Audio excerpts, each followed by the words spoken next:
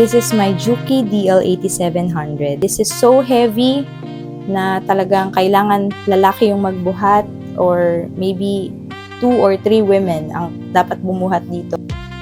Hi and welcome back to my channel. Today's video will be all about my Juki industrial sewing machine. You have some questions and I might have the answers. But before that, if you're new to this channel, my name is Ivy. I am the owner of By Ivy, a gift shop based in the Philippines. I collated your questions on Instagram and I have a list in here. They are asked both in English and Filipino, so I will be speaking in both languages. So first question is, what exact Juki machine is that, or what's the model? This is my Juki DL8700. It's an industrial sewing machine and I think it's the cheapest of all the Juki line of industrial sewing machine.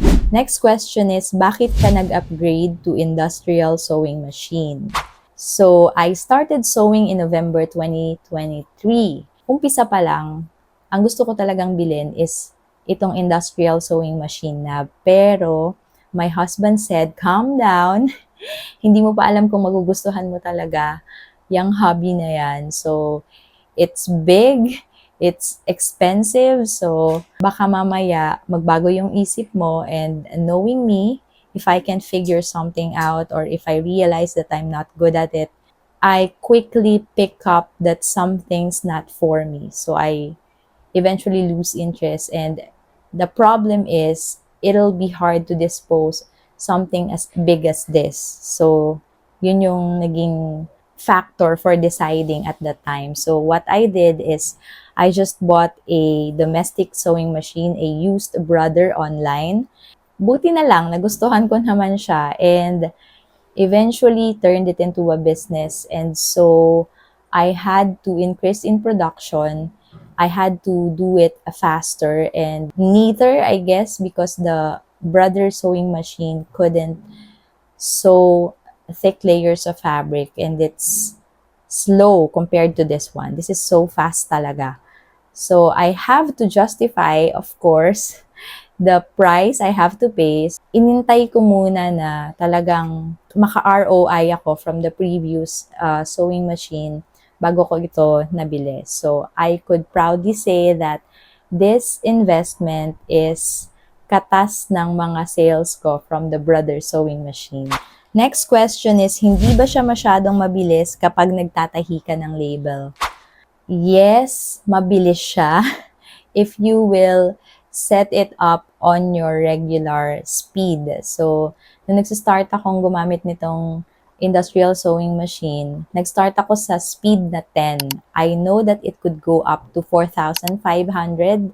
That's the stitches per second or per minute, I don't know. But since I already have an idea that this is a very fast, just to calculate how much of it I can control, I started with 10 and then eventually, gradually increasing the speed habang nagagamay ko siya. So, nung una, I think medyo matagal ako sa speed na 50. But when I'm making labels, I still reduce the speed to 20, I guess. I've been using this for 1 year now. My speed is at 110 fixed. Ako na lang yung nag-a-adjust dun sa pag-pedal ko, foot pedal, sa speed na gusto ko. So, when I'm sewing labels, I could just slowly... Yon. Next question is, hindi ba siya malakas sa kuryente?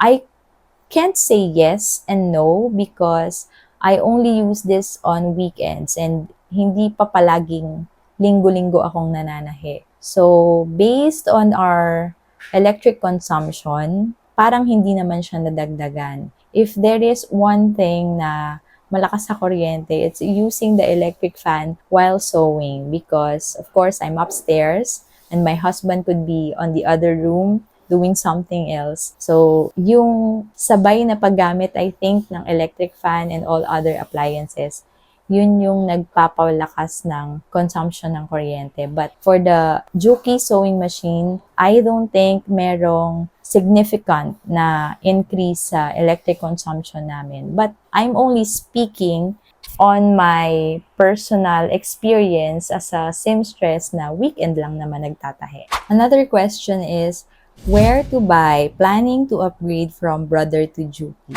I bought mine in Manila and I was supposed to go to their physical store because I would want someone, a real person, to explain to me how this thing works or if they could assemble it for me. But apparently, it wouldn't fit in my car assembled. So the next option is to have it delivered disassembled, and my husband figured out how to put everything together. And I think it took him 2 nights because we're working, so we only have weekends and another night to assemble it. I am so happy that I have him here because I wouldn't figure it out.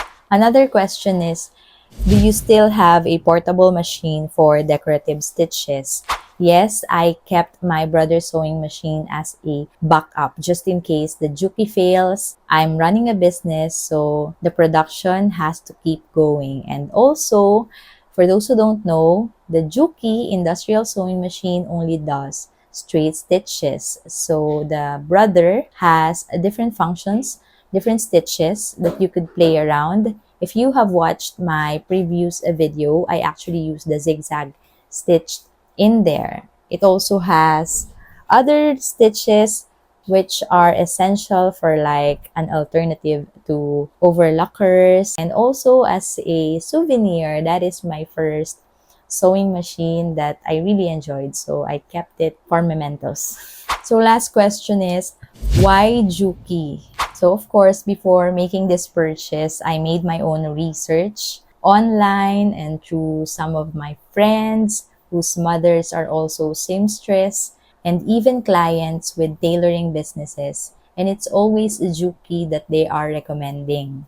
Maybe because it's the most popular brand in the Philippines when it comes to sewing machines. But the number one reason I picked Juki is the maintenance. And aside from the repairman, I also researched where to buy the parts of this Juki, because if it's not available in the Philippines, then that would be a problem. I think it's the same with deciding which car to buy. Because lahat naman ng brand new na sasakyan, okay yan. Maganda yan sa umpisa.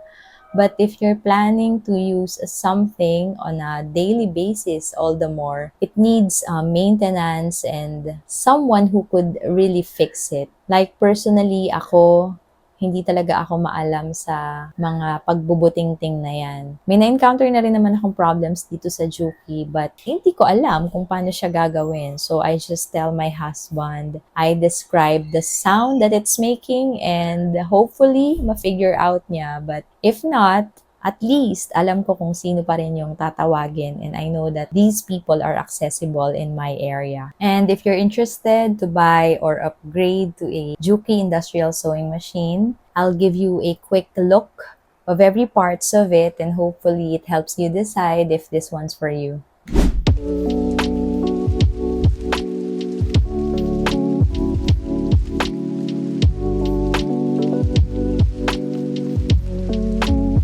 This is my Juki DL8700. The table came with a machine, so i-assemble mo lang siya. And then here, powered siya ng 220 volts. So hindi mo na kailangan ng transformer. Unlike yung brother sewing machine ko, which I think came from Japan, kaya 110 lang siya.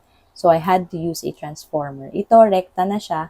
I just used an adapter because meron siyang bilog na part, and yung power outlet namin can only accommodate 2 holes. So, ito tatluhan kasi siya.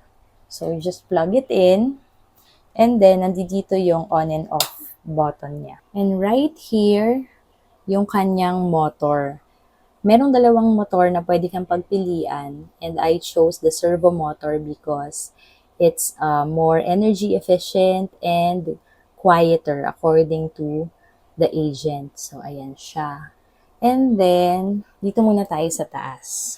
Hindi ko alam kung anong exactly tawag sa every part of this Juki, but this is where you hang the threads. Meron tayong dalawang lalagyanan dyan. This is for the main thread, and this one is for the bobbin. Dito na din kasi nagre-refill ng bobbin It's all in the manual. Di ko na siya ituturo. I just want you to see kung ano yung itsura niya in malapitan. So here, meron kang maliit na lalagyanan where you can put, I think, yung mga bobbins mo. There are small slots in here. But me, I keep my bobbins dun sa aking drawer because I don't want them getting dusty. And ang kinikip ko lang dito ay mga foot. So, here are the feet I have collected sa aking isang taong paggamit sa kanya. So, meron tayo nitong zipper foot, and then meron tayo nung narrow. And this one is used for quilting para magkaroon ng guide, quilting guide. Ina-attach lang siya sa any regular foot. And this one is another zipper foot pero nasa left naman siya. The other is, I think, right? Oo. Tapos, ito naman yung another regular foot but it's made of plastic. I use this kapag medyo madulas yung mga tela like silk or even yung mga sobrang nipis kasi ayaw siyang kagatin ng feed dogs. So, yun, makakatulong yung mga ganitong klaseng foot para sa iba't ibang tinatahi. Where are we? This is the hand wheel, and then dito nilalagay yung bobbins kapag i-refill siya. It also came with a LED light that is detachable. May sarili siyang saksakan. So, hindi siya nakikishare ng power dito sa sewing machine. And then, ganyan. Magnetic siya. So, pwede mo siyang ikabit kung saan mong part gusto na magiging accessible sa yung light. You just have to turn on here. Ay, hindi pala siya nakasaksak. So, ayan, ganyan siya. Turn on mo lang siya. Saksak mo muna, syempre. And then, ito yung mismong machine. This is so heavy na talagang kailangan lalaki yung magbuhat or maybe 2 or 3 women ang dapat bumuhat dito kasi masakit siya sa likod and basta humingi kayo ng tulong if i-assemble nyo to at bubuhatin nyo siya kasi sobrang bigat niya para siyang semento. Namumove to, ililift lang siya. Nasa ilalim niyan yung oil. So, that's the difference sa domestic and industrial sewing machine. Ito, it oils itself. Meron siyang pool of oil at the bottom here. Tapos, as you sew, kusa na siyang umiikot. Merong mga mitsa yan around the sewing machine, this part. Siya na yung nagtatransport ng oil na yon to circulate sa lahat ng kailangang malagyan ng oil. And then, ito yung tension dial niya. Tapos ito yung mga guide kung paano siya ito-thread. This one, nagkaroon ako ng problema dito because I didn't know na pwede pala siyang pukpukin. So, I posted it on Instagram that it keeps on coming off. Kaya palagi akong nagre-thread. So, someone told me that I can hammer it down. Pero syempre, dahan-dahan kasi baka ma-break mo siya. So, yun, pwede pala siyang i-hammer para maging fix na siya dito. So, yun lang naman ang naging issue ko dito sa Juki machine na to. And then, ayan, ito yung guide kung paano iti-thread. I think I posted on Instagram many times how to thread this machine. Yan. Tapos, nandito yung needle. Always make sure lang na kapag nagpapalit ng needle, dapat naka-off siya because this machine is so fast, talagang baka ma-aksidente kayo. So, ako kahit na matagal na akong gamit ito, palagi pa rin akong nagta-turn off ng machine every time may kinakalikot ako sa part na to. And my foot is always off the pedal. Safety first. Okay, and then, ayun lang naman siya. Dito sa ilalim, ito yung kung nasaan yung oil na sinasabi ko. And then, this one is the knee pedal. Yung brother sewing machine kasi has no knee pedal. Lahat siya ay ino-operate lang by hand. Meron ka lang itataas na lever doon. But this one, ang kagandahan talaga sa industrial sewing machine is yung kamay mo is free and gagamitin mo lang siya talaga para manahi on top of the table.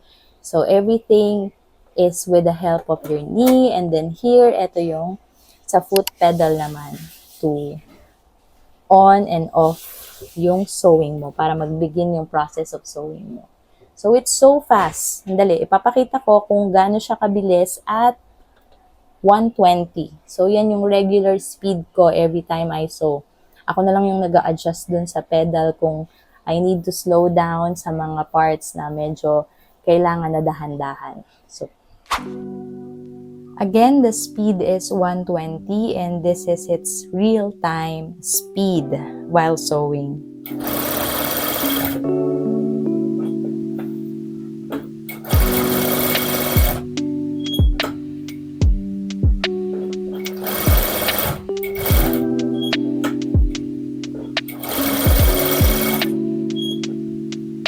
You could go faster as long as you can control it, but my problem is the table is also trembling when it goes faster. So I don't want that na distract akong manahe. Also, even if your speed is at 120, you can still control it by using the foot pedal like I'm doing right now. So when I'm sewing labels, I no longer adjust the speed to a slower one because I can now just press the pedal lightly. But if you want to go faster, then just press the pedal all the way. See? Now it's tangled. Okay, that's my cue to stop. So that is almost everything I know about my sewing machine after 1 year of using it.